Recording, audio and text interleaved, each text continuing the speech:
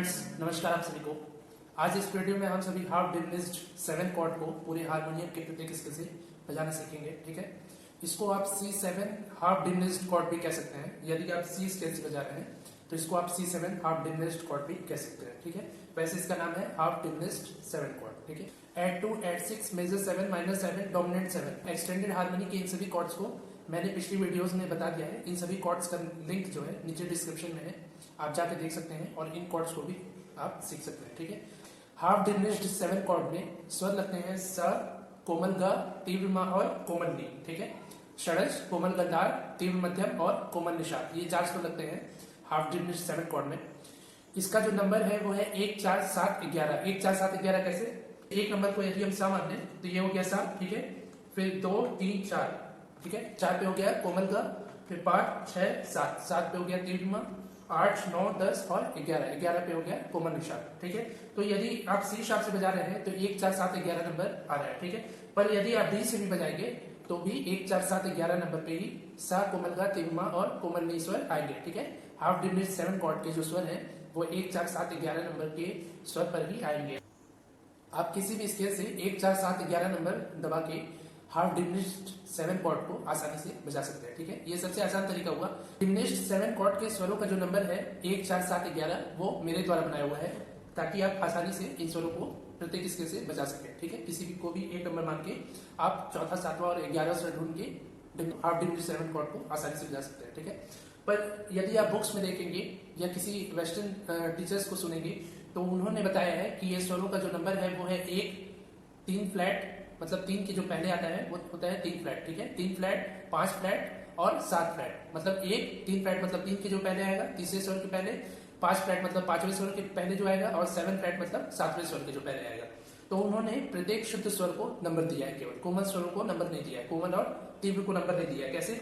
सा को उन्होंने 1 माना है, रे को 2, ग को 3, म को 4, प को 5, ध को 6 और नी को 7 नंबर। ठीक है, तो उन्होंने कहा है 1 और 3 फ्लैट, मतलब 3 पे ग आता है तो 3 फ्लैट मतलब कोमल ग। ठीक है, तो 1 हो गया, 3 फ्लैट हो गया, और 5वें पे आता है आपका प। ठीक है, तो उन्होंने 5 फ्लैट कहा है, तो 5 फ्लैट मतलब 5 के जस्ट पहले 5 फ्लैट, तो ये हो गया पंचम से पहले तीव्र मध्यम। ठीक है, और उन्होंने 7 फ्लैट कहा है, मतलब 7 पे हो गया नी और 7 फ्लैट पे हो गया नी कोमल। ठीक है, तो उनके हिसाब से ये नंबर्स हुए 1 3 फ्लैट, 5 फ्लैट और 7 फ्लैट। ठीक है, 1 3 फ्लैट, 5 फ्लैट और 7 फ्लैट। ठीक है, पर मेरे हिसाब से ये नंबर है 1 4 7 और 11।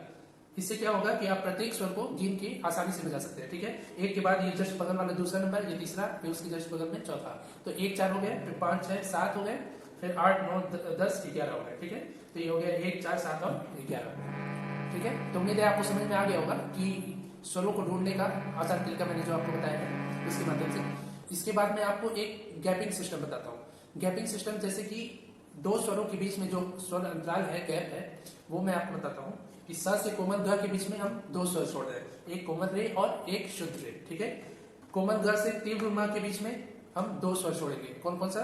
शुद्ध ग और शुद्ध म। ठीक है, और तीव्र म से कोमल निषाद के बीच में हम 3 स्वर छोड़ेंगे, जो है पंचम, कोमल धैवत और शुद्ध धैवत। ठीक है, तो हाफ डिमिनिश्ड 7 कॉर्ड में स्वरों के बीच का जो अंतराल है वो 2 2 और 3 का है। ठीक है, उम्मीद है आपको समझ में आ गया होगा। तो आप किसी भी स्वर को सा मान लेते हैं, जैसे आप ता सप्तक के सी शार्प को यदि सा मान ले तो इसमें 2 2 और 3 का गैप करके आप हाफ डिमिनिश्ड कॉर्ड आसानी से बजा सकते हैं। कैसे? जैसे ये सी शार्प हो गया, ठीक है, ता सप्तक का, अब हम 2 स्वर छोड़ दिए, फिर तीसरे स्वर को टच कर लिए, फिर इसके बाद फिर 2 स्वर छोड़ दिए, फिर तीसरे स्वर को टच कर लिए। ठीक है, और फिर इसके बाद 3 स्वर छोड़ दिए और फिर चौथे स्वर को टच कर लिए। ठीक है, तो ये जो स्वर बज रहा है ये हो गया हाफ डिमिनिश्ड 7 कॉर्ड का सी शार्प स्केल से ता सप्तक के। ठीक है, ऐसे ही आप 2 2 3 का गैप छोड़ के आप हाफ डिमिनिश्ड 7 कॉर्ड को आसानी से बजा सकते हैं। एक तो गैपिंग सिस्टम हो गया, एक नंबरिंग सिस्टम हो गया।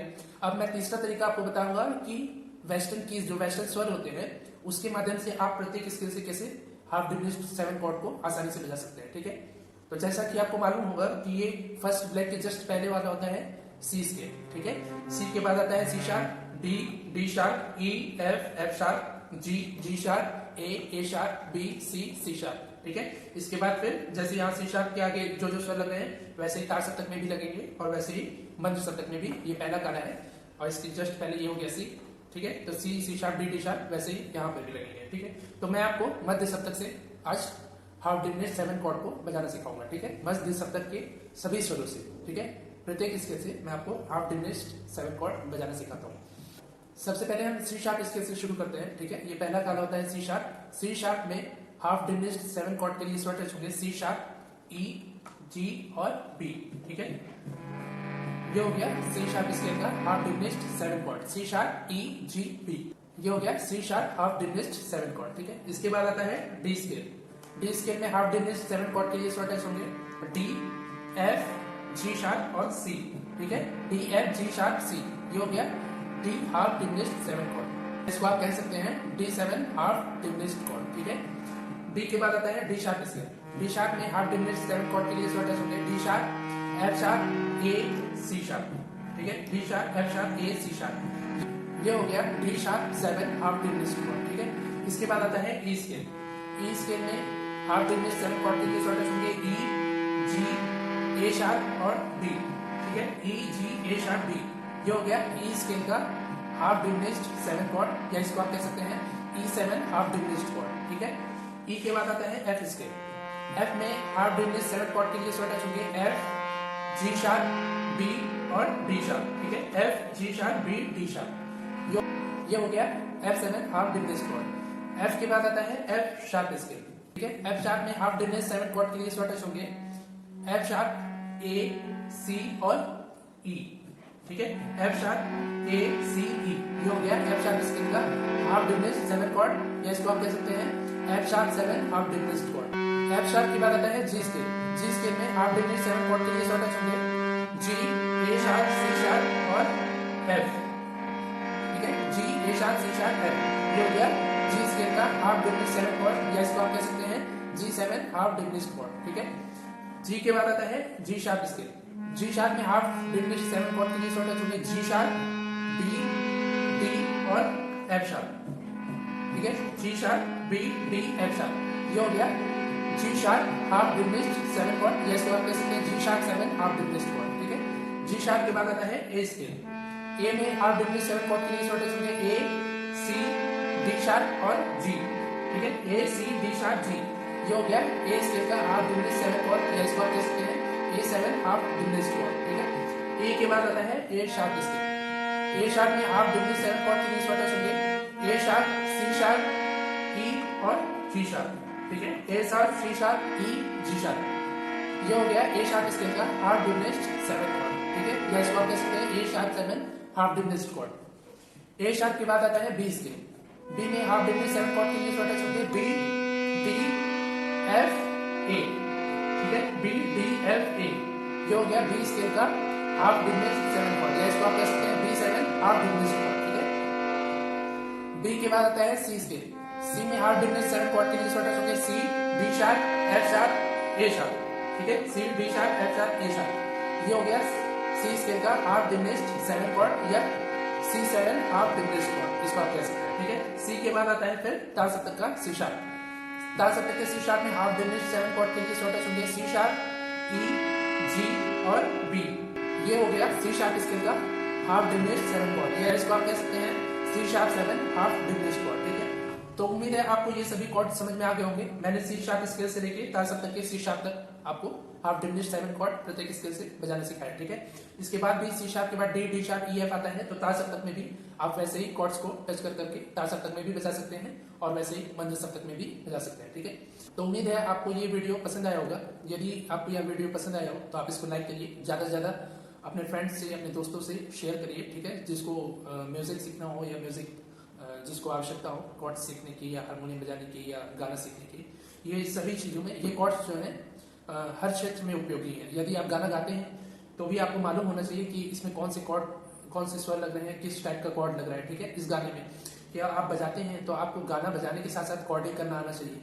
तो प्रत्येक कॉर्ड्स मैंने आपको सिखाया है। इन कॉर्ड्स के माध्यम से आप प्रत्येक कॉर्ड्स को आसानी से, ठीक है, इस पे बजा सकते हैं और गा सकते हैं साथ। मैंने आपको प्रत्येक कॉर्ड्स हारमोनियम पर बजाना सिखाया है। तो यदि आपको ये कॉर्ड्स बजाने आ जाएंगे तो आपको ये पता लगेगा कि इस गाने में कौन से कॉर्ड बज रहे हैं या इस जगह पे कौन से कॉर्ड बज रहे हैं या किस तरह के ये कॉर्ड है ये मेजर कॉर्ड है या माइनर कॉर्ड है, डिमिनिश्ड कॉर्ड है, ऑगमेंटेड कॉर्ड है, सस्पेंडेड कॉर्ड है, सस्पेंडेड फोर्थ कॉर्ड है, सस्पेंडेड सेकंड कॉर्ड है, ठीक है। एड 2 कॉर्ड है, एड 6 कॉर्ड है, मेजर 7 कॉर्ड है, माइनर 7 कॉर्ड है, डोमिनेंट 7 कॉर्ड है। ये सभी कॉर्ड्स मैंने बताया है आपको पिछली वीडियोस में। इन सभी कॉर्ड्स का लिंक नीचे डिस्क्रिप्शन में है, आपने नहीं सीखा हो तो आप जाके सीख सकते हैं। तो यदि ये कॉर्ड्स आप सीखे रहेंगे तभी ना आपको मालूम चलेगा कि ये गाना जो बज रहा है इस पे कौन सा कॉर्ड यूज हो रहा है, या हमको बजाना है तो यहाँ पे कौन सा कॉर्ड यूज होगा, ठीक है। तो इसलिए आप पहले इन कॉर्ड्स को सीखिए कि इसमें कौन कौन से स्वर लगते हैं, इसको कैसे बजाया जाता है। यदि आप बजाना सीख जाएंगे तो आपको ये ध्यान में रहेगा कि इस गाने में कौन से कॉर्ड बज रहे हैं या इसको कैसे बजाना है, ठीक है। ठीक है, तो उम्मीद है आपको ये कॉर्ड्स समझ में आ गए होंगे कि इनका उपयोग कहाँ कहाँ पे कैसे कैसे करना है। तो ऐसे ही इंफॉर्मेटिव वीडियोस के लिए आप हमसे जुड़े रहें, इसी प्रकार जुड़े रहने के लिए आपका बहुत बहुत धन्यवाद। Thank you so much.